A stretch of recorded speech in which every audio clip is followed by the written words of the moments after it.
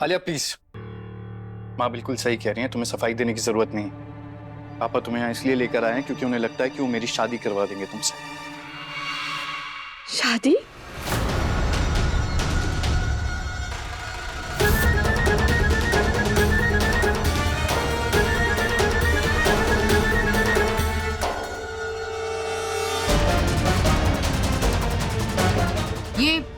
ये कैसी आवाज थी? आवाज? कैसी आवाज? कोई आवाज भी तो नहीं है यहाँ पे। नहीं आयुष्मान, मुझे भी सुनाई दी। आलिया तुम तो रहने दो, यहाँ खड़े रहने के लिए एक और बहाना मत बनाओ, जाओ यहाँ से। आयुष्मान प्लीज, तुम मेरे साथ ऐसे मत करो, मैं सच में बदल गई हूँ। अब मैं फिर से इस पूरे परिवार के लोगों का और तुम्हारा दिल जीतना चाहती हूँ। आलिया मेरे दिल में और इस परिवार में तुम्हारी कोई जगह नहीं है, तुम यहाँ से जा सकती हो। पर आयुष्मान मैं... आलिया मुझे कुछ नहीं सुनना है, गेट आउट। ठीक है, अगर तुम बोलते हो तो मैं इस कमरे से चले जाती हूँ।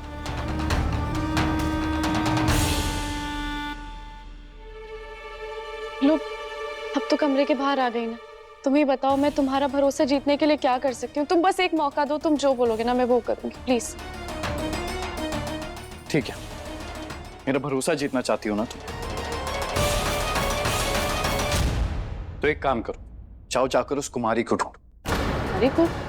अरे उसे मैं कैसे ढूंढूंगी? मुझे क्या पता, तुम्हें मौका चाहिए था ना, दे रहा हूं मौका। पता लगाओ उसका कहाँ है, और जब तक वो मिल नहीं जाती ना, तब तक मेरे पास वापस मत आ। ठीक है। आयुष, तू आलिया को लेकर के परेशान मत हो, बस अपना ध्यान रख। जी माँ।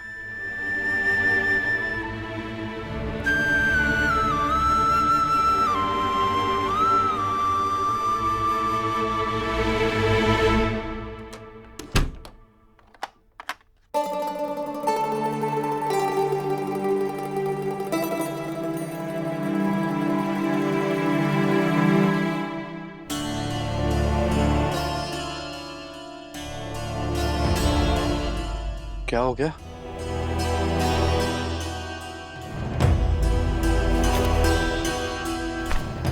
ये क्या कर रही हो तुम? तारीख ढूंढ रहे कोई अच्छी सी। आपकी और आलिया की शादी है ना? जुलाई कैसे रहेगा? या फिर अगस्त? हाँ, अगस्त सही है, अगस्त रख लेते हैं। ये क्या बोले जा रही हो तुम, होश में हो? आपने हमें बताया क्यों नहीं कि आलिया इस घर में आपसे शादी करने के इरादे से आई है? कहाँ तुम उस आलिया के चक्कर में पड़ रही हो, बेकार में परेशान हो रही हो।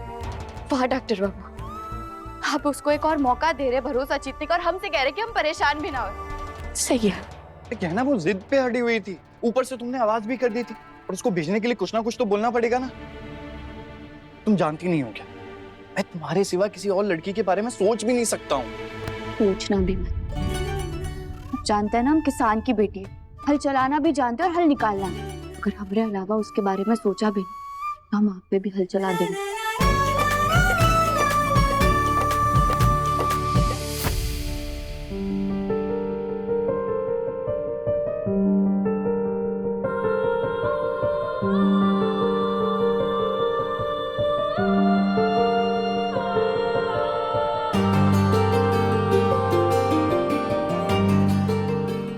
ठीक है, चलाओ मुझ पे, मैं भी देखना चाहता हूँ मेरी किसान बीवी हल चलाते हुए आखिर दिखती कैसे। छोड़िए हमें, जाने दीजिए। क्यों? हल नहीं चलाना मुझ पे? नहीं, अन्य हमने। मतलब मानती हो ना तुम कि तुम्हारे अलावा मेरी जिंदगी में ना तो कोई आ सकता है और ना ही कोई आएगा। मैं हमेशा तुम्हारे पास रहूंगा। किस्सा है तू हमारी कहानी का आधा हिस्सा है, आग और पानी सा अपना किस्सा है, तू हमारी कहानी का आधा हिस्सा है। ये धागा ना मैं कहना कि भूत को अपने कमरे से दूर रखने के लिए लगा रही हूँ। हे भगवान, उसको मुझसे दूर ही रखना। अरे ये क्या कर रही है तू?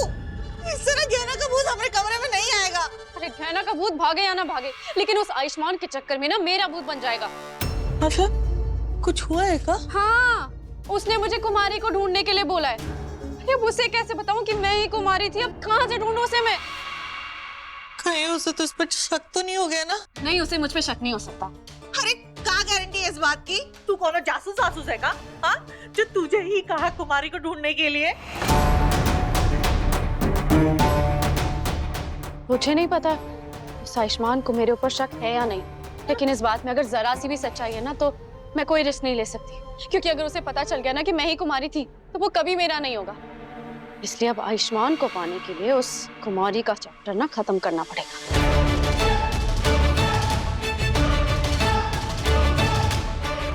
ये देखो क्या ना, मैंने चकोरी ताई जी के रूम में कैमरास लगा दिए। अब तुम्हें एक बार फिर से उन्हें डराना होगा और किसी भी तरीके से उनके मुंह से सारा सच निकलवाना होगा उस कुमारी के खिलाफ। एक बार सारे सबूत इन कैमरास में कैद हो गए, फिर हो सकता है शायद हमें उस नकाबपोश खूनी के बारे में भी कुछ इन्फॉर्मेशन मिल जाए। डॉक्टर बाबू, हम आपसे एक बात कहें, पता नहीं क्यों हमें ऐसा लग रहा है कि कुमारी और चकोरी ताई जी वो खूनी के साथ मिले हुए नहीं हो सकते। ऐसा क्यों लगता है तुम्हें? क्योंकि डॉक्टर बाबू, जब होली के दिन वो नकाबपोश आपको जबरदस्ती अपने साथ लेकर जाने की कोशिश कर रहा था, तब कुमारी और चकोरी ताई जी हमारे साथ होली खेल रहे थे।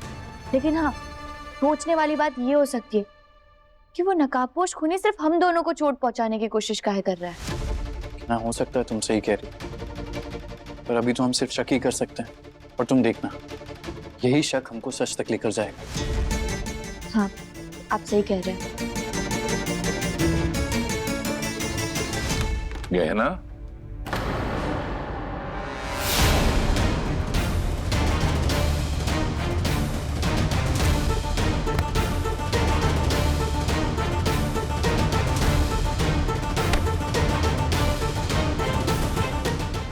आपने दरवाजा नहीं बंद किया था का? सॉरी, मैं भूल गया था।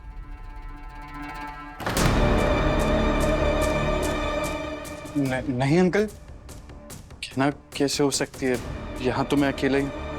अच्छा, मुझे लगा मैंने गहना की आवाज सुनी अभी।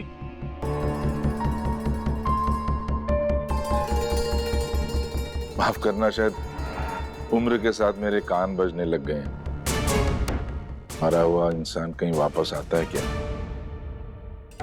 गहना की आवाज सुनने की इतनी आदत पड़ गई है कि रह रह के गहना की याद आती है। माफ करना बेटा, मैं भी क्या बातें लेकर बैठ गया। तुम आराम करो, मैं चलता हूँ। तो चकोरी ताई जी की आवाज है। मैं बाहर जाकर देखता हूँ।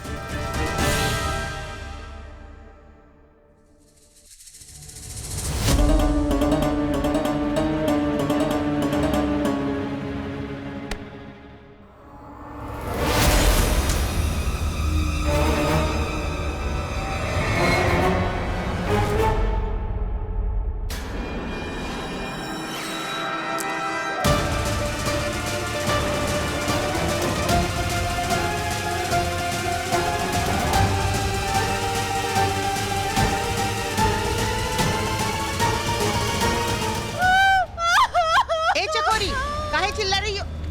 ये भूले ना? ये देखे, हम जैसे यहाँ पे आए शोरूम में देखे तो तुम्हारी मरी पड़ी थी।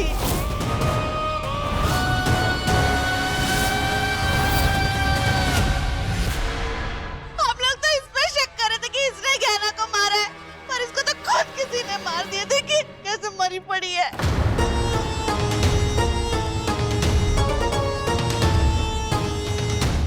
ये कैसे हो गया? कुमारी मर कैसे गई? ताई जी, आप यहाँ क्या कर रही थी? और आपको कैसे पता चला कि ये कुमारी यहाँ पे है? हम यहाँ पे कुछ पुराना सामान रखने के लिए आए थे, तभी हमने देखा कि कुमारी मरी पड़ी है। आयुष्मान, बेटा तुम फौरन पुलिस को फोन लगाओ। जी। उसकी जरूरत नहीं है।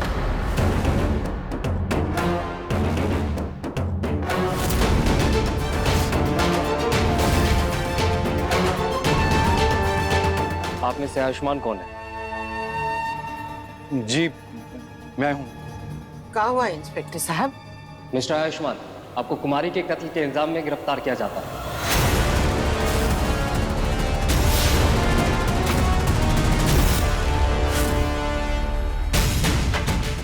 ये पुलिस कैसे आ गई और आयुष्मान को क्यों अरेस्ट कर रही है? कहीं मेरा सच बाहर ना आ जाए। अरे क्या कह रहे हैं इंस्पेक्टर साहब? इंस्पेक्टर साहब, आपको जरूर कोई गलतफहमी हुई। मैंने इसका मर्डर नहीं किया है। अरे हम तो खुद अभी अभी आए हैं यहाँ पे, हमें अभी पता चला है कि इसका खून हो गया है। देखिए, हमारे पास सबूत है, इसलिए हमें शक है कि आपने इसका कत्ल किया है। कैसा सबूत? ये सब कुछ उस कुमारी की वजह से हुआ है। उसने छीना मेरी गहना को मेरे बच्चे को मुझसे। मार दूंगा मैं उसे। आयुष!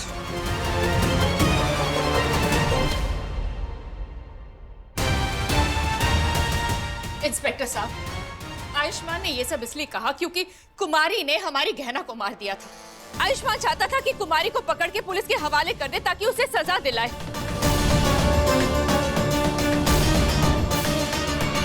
और आयुष्मान ने ये सब वीडियो में इसलिए कहा क्योंकि वो बहुत गुस्से में था। हाँ, और इससे कुछ साबित नहीं होता। आयुष्मान ने ये खून नहीं किया है। देखिए, इन पे सिर्फ कुमारी के मर्डर के चार्जेस नहीं है, बल्कि बनारस में इन्होंने अपने पेशेंट को गलत दवाई देकर मारने और वहां से भागने के भी चार्जेस। तावड़े साहब, लाश को उठाओ और पोस्टमार्टम के लिए ले चलो।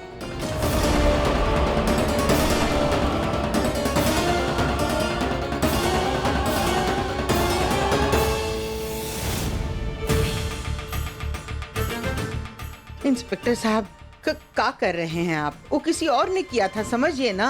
अब देखिए मैडम, हम अपना काम कर रहे हैं। पवार जी साहब। हथकड़ी लगाओ। जी।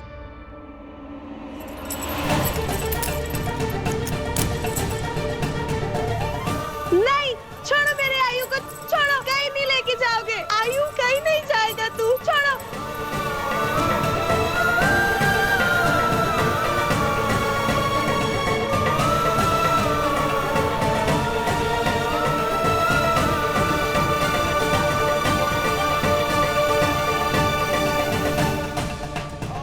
अंकल, मेरे प्लीज भैया को छोड़ दो ना।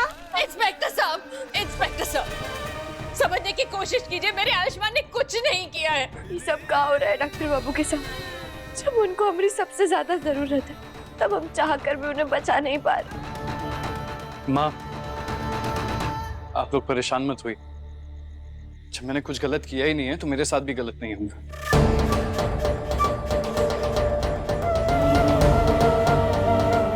आयुष, आयुष्मान, लल्ला तुम फिक्र नहीं करो, हम हैं अभी। ए राघव, वकील को फोन लगाओ।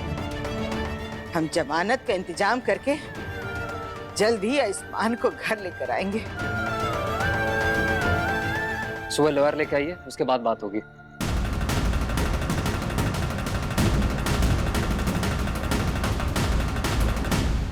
ले चलो।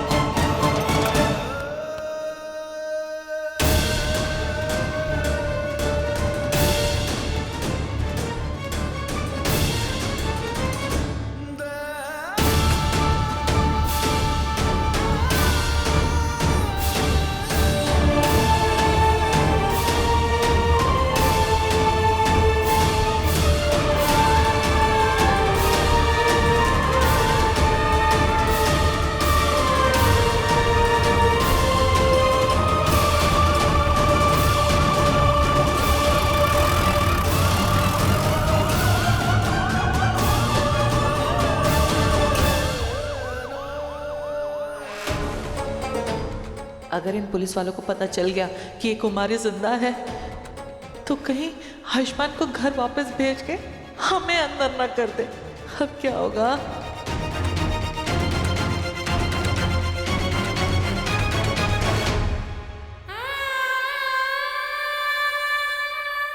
कुमारी अचानक कैसे मर गई और पुलिस इतने जल्दी कैसे आ गए?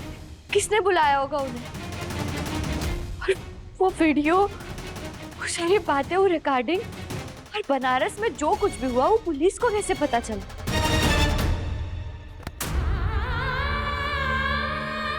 रहना, वो आयु को ना पुलिस ले गई। हम कैसे बचाएंगे उसे? टिन्नी, तुम चिंता मत करो। भोलेनाथ है ना हमारे साथ। कुछ भी हो जाए हम डॉक्टर बाबू को कुछ नहीं होने देंगे। और तुम देखना, हम जल्दी उन्हें जेल से भी वापस ले आएंगे। हाँ?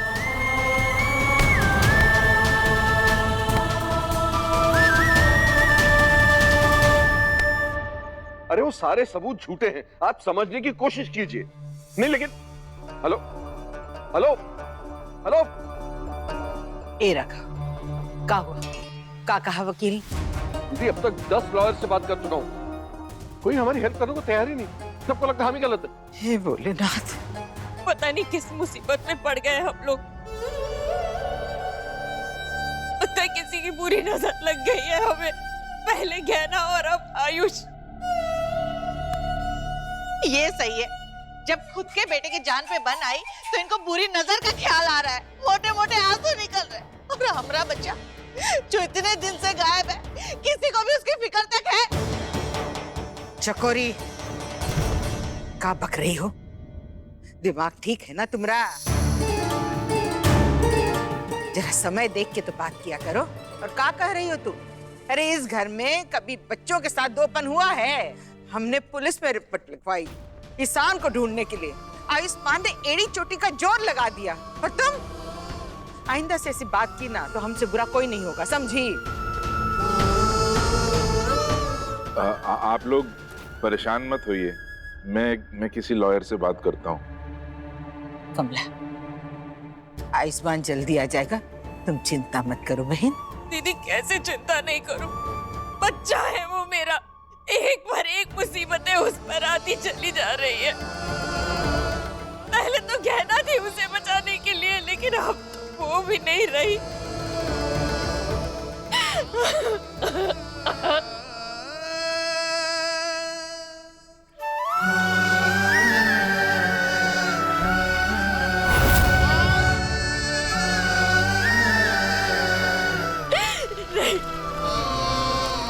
नहीं बोलेना, ये आपने ठीक नहीं किया है। मेरा बेटा, उसने आपकी अनगिनत परीक्षाएं दी है। अरे चुनौतियों से लड़ता रहा है वो, लेकिन अब बस और नहीं। चाहे जो भी हो जाए, अब आपको ही मेरे बेटे को बचा करके मेरे पास वापस लाना होगा।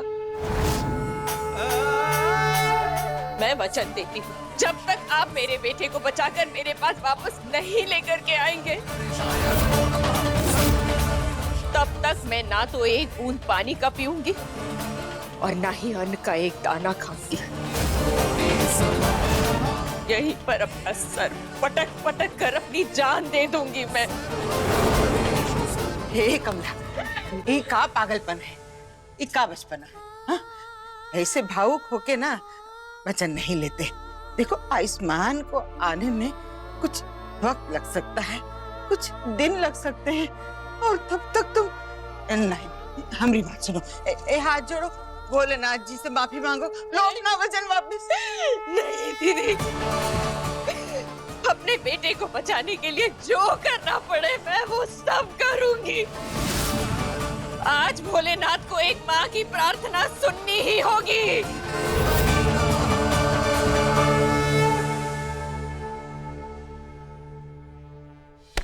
इंस्पेक्टर साहब, हमें हमारे डॉक्टर बाबू से, हमारा मतलब है हमें हमारे पति से मिलना है। हम जानते हैं आपने हमें सुबह बुलाया था, पर वो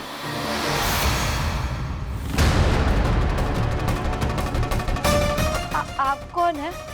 मैं इंस्पेक्टर हूँ इस थाने का। अब बताइए क्या बात है?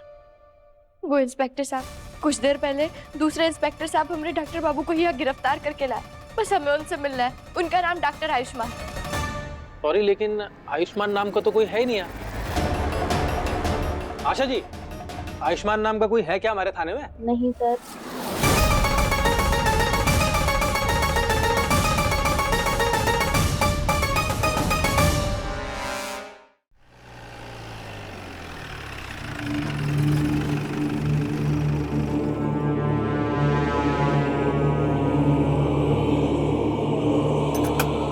चल उतर नीचे, चलो उतर।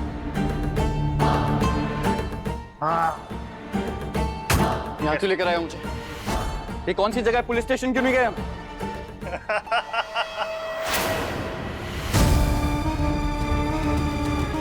बड़े भोले हो भाई, तुम्हें अभी तक समझ नहीं आया हम लोग कौन है?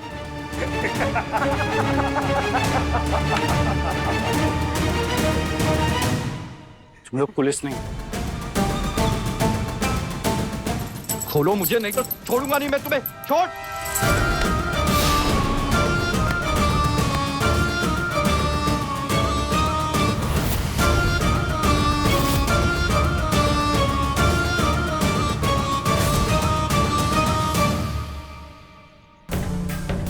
ये हो क्या रहा है यहाँ? कौन है ये लोग और ये आयुष्मान के साथ क्या कर रहे हैं?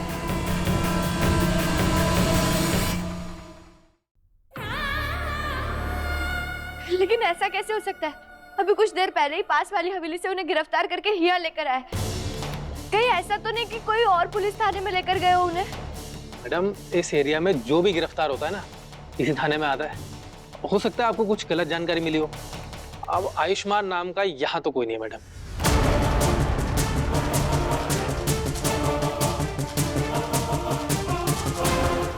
भोलेनाथ, ऐसा कैसे हो सकता है? अगर पुलिस वाले डॉक्टर बाबू को गिरफ्तार करके यहाँ नहीं लेकर आए तो फिर वो लोग कौन थे और डॉक्टर बाबू को कहाँ लेकर गए?